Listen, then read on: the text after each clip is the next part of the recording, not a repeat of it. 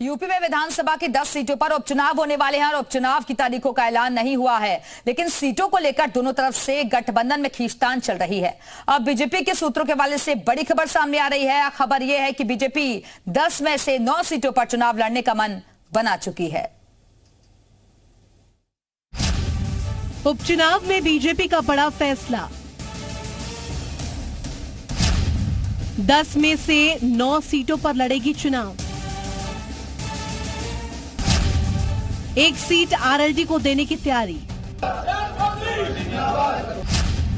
बाकी साथियों पर नहीं लगाएगी दांव।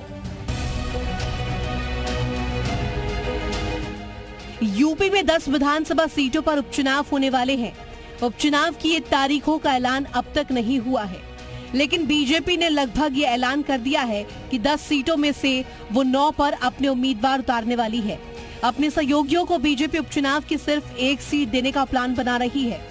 आज औद्योगिकरण की उत्तर प्रदेश में बाहर आई हुई है, तो इन सारे मुद्दों को लेकर के हमारे सभी नेता, हमारे सभी सहयोगी दल और यह चुनाव एनडीए लड़ेगा और 10 में से 10 सीटें जीतेगी। उपचुनाव में बीजेपी मीरापुर सीट अपने सहयोगी आरएलडी को देने की तैयारी में है।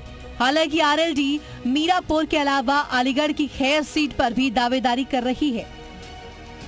एनडीए में कोई किसी तरीके का मतभेद नहीं है। हमारा उद्देश्य है, जो विपक्ष द्वारा निरंतर एक गुमराह किया जा रहा है कि 2024 में एनडीए हारा है, उस मिथ को तोड़ना और 10 की 10 सीटें जीत के हम जनता का जो प्यार हमारी तरफ है उसको दोबारा विपक्ष को दिखाने का काम करेंगे। अपने बाकी सहयोगियों के लिए बीजेपी 10 में से एक भी सीट छोड़ने के मूड में नहीं है। ओपी राजभर और संजय निषाद की पार्टी को भी इस उपचुनाव में कोई सीट न देने की खबरें आ रही हैं। 2022 में निषाद पार्टी को कटेहरी और मझवा सीट मिली थी। उपचुनाव को लेकर बीजेपी की ये प्लानिंग सामने आई तो विरोधियों को हमला करने का मौका मिल गया। जो उपचुनाव होने जा रहे हैं उसमें जैसे निषाद पार्टी की 2 सीटें हैं, लेकिन शायद भाजपा उन्हें चुनाव लड़ने को न दे, तो इस तरह की घटनाएं जो उत्तर प्रदेश के उनके एलाइज हैं उनके साथ भी हो सकती है।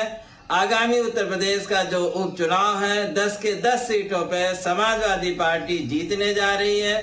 बीजेपी अगर वाकई में ऐसा करती है तो ये सहयोगियों के लिए बड़ा झटका होगा। हालांकि बीजेपी की रणनीति कितनी कारगर होगी ये तो वक्त बताएगा। ब्यूरो रिपोर्ट, जी मीडिया।